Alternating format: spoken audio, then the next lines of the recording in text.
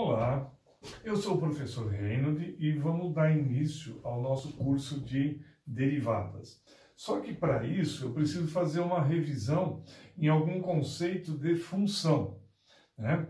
E antes da função eu tenho que falar alguma coisa a respeito do relacionamento entre dois conjuntos numéricos. Então eu tenho, por exemplo, um conjunto A e um conjunto B. Os elementos do conjunto A podem se relacionar com os elementos do conjunto B, como aqui. Alguns se relacionam com alguns de B. Ou aqui, todos de A se relacionam com todos de B. Isso é um mero relacionamento, né? Agora veja, quando a gente fala em função, função é uma relação de dependência. Existe uma dependência entre o conjunto A e o conjunto B. Eu costumo criar uma imagem para entender bem o que é função, no seguinte aspecto. Suponha que o conjunto A e o conjunto B fossem tribos de índios, tá? Guerreiras e valentes. Para ser função, é necessário, primeiro, que todo índio atire flecha. E, segundo, que cada índio atire uma única flecha. Só que essas duas condições têm que acontecer simultaneamente, tá? Então veja o seguinte, todo índio atira flecha e cada índio atira uma única flecha. Então vamos ver esse exemplo aqui. Todo índio de A atira flecha? Sim. Cada índio de A, que a referência é sempre o conjunto A, atira flecha? Sim. Então, esse primeiro exemplo é função. Vamos ver esse segundo aqui, olhando sempre para o conjunto A. Todo índio de A atira flecha? Sim. Cada índio atira uma única flecha? Sim.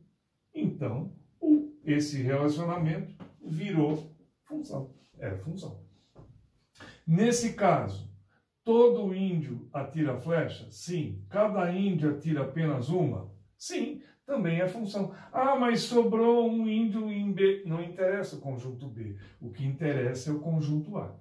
É sempre dessa maneira. Então, esse aqui é função.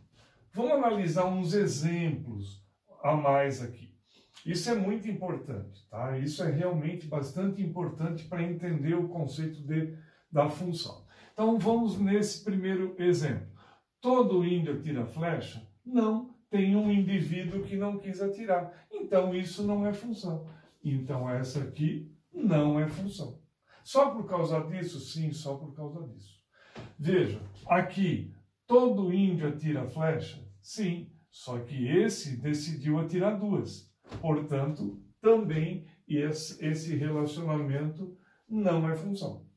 Aqui nesse outro exemplo, todo índio atira flecha? Sim.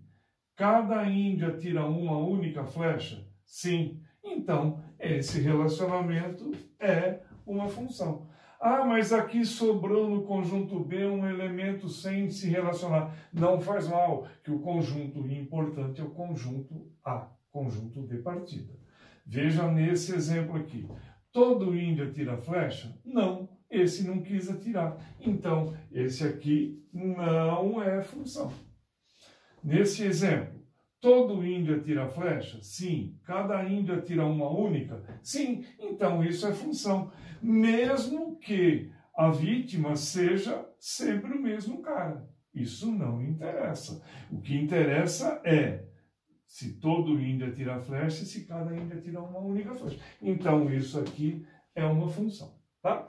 Veja, esse tipo de relacionamento aqui, esse tipo de notação, né, com essas bolinhas, com os elementos lá dentro, é chamado de diagrama de Venn. Tá? Diagrama de Venn. Venn era um matemático alemão. Tá? E ele trabalhou nisso, em algumas teorias que ele desenvolveu, aí ficou esse tipo de relacionamento que é chamado de diagrama de Venn. Só que uma função, ela pode ter várias formas de representação. A gente vai ver isso também. Só que veja, a primeira delas é a lei de formação dessa função. Lei de formação é uma notação matemática. Então veja só, uma lei de formação f de x, quer dizer, que é função, 2x mais 1.